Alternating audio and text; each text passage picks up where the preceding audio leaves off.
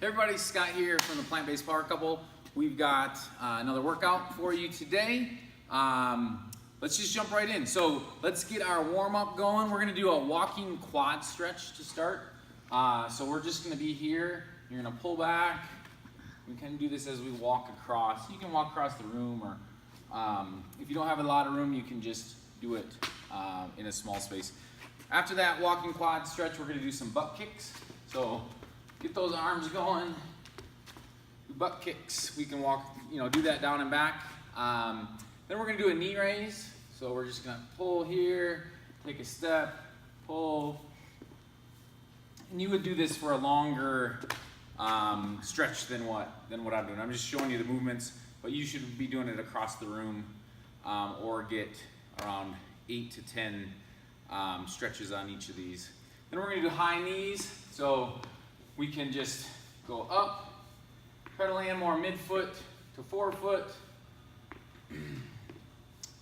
Next is toy soldier. So that's where we keep our shoulders back, chest is upright.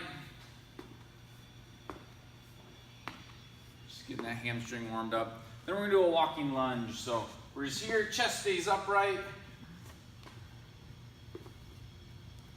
Okay, so do that, work across the room and back for our warm-up. Then we'll jump right into training. So training today is gonna be 2 rounds, and we're gonna do a 1-minute static hold for 4 different positions, okay?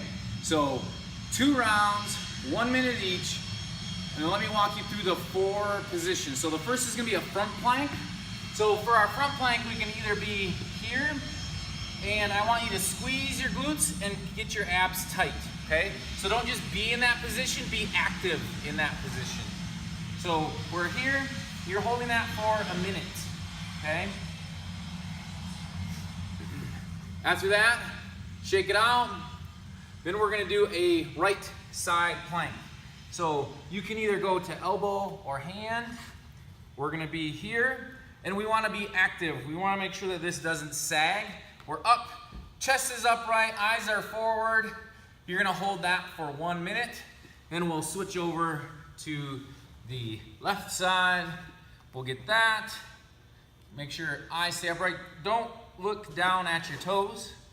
And then the last one is gonna be a glute bridge. So heels are tucked into the butt, low back presses in to the ground, and then press up. And you're gonna hold here for 1 minute. You're gonna do each of those moves 2 times, okay? So that's the training portion, really easy today.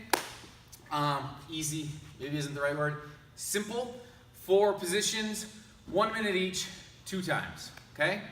Then we're gonna do the Metcon. So this is gonna be, we're gonna do a Tabata today. So Tabata is 8 rounds, 20 seconds of work, 10 seconds of rest, all right? What we're gonna do is you're gonna stay on each movement for those full 8 rounds. Then you'll take a minute rest, transition into the next movement, okay? So, first thing is gonna be some type of cardio. You're gonna row, bike, run, jump rope. And you're gonna do those at a very high intensity. You wanna go for that 20 seconds as hard as you can, and then take your 10 seconds rest. So, if you're going for a jog, totally fine. Run hard for 20 seconds, then walk for 10 seconds. Run hard for 20 seconds, walk for 10 seconds. So that's movement number 1. Take a 1 minute rest. Then you're gonna do a goblet squat. So you can grab a kettlebell, you can grab a dumbbell, you can grab a ball, any of those things, and we're just gonna do a squat. So you wanna make sure your core, abs are tight. You take this, throw your hips back, and we squat, okay? So again, we want to try to keep our chest as upright as possible. Hips go back so we can keep the weight on our heel to midfoot. And we're going to squat. So you're going to squat for 20 seconds. Then you're going to rest for 10. You'll do that 8 times. Okay? Take a 1 minute rest. Then you're going to grab your kettlebell. And you're going to do kettlebell swing. So a couple of little tips here with a kettlebell swing. I always start behind the kettlebell.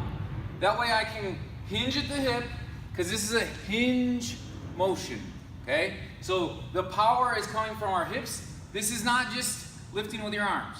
This is all about hamstring, glute, hinging action.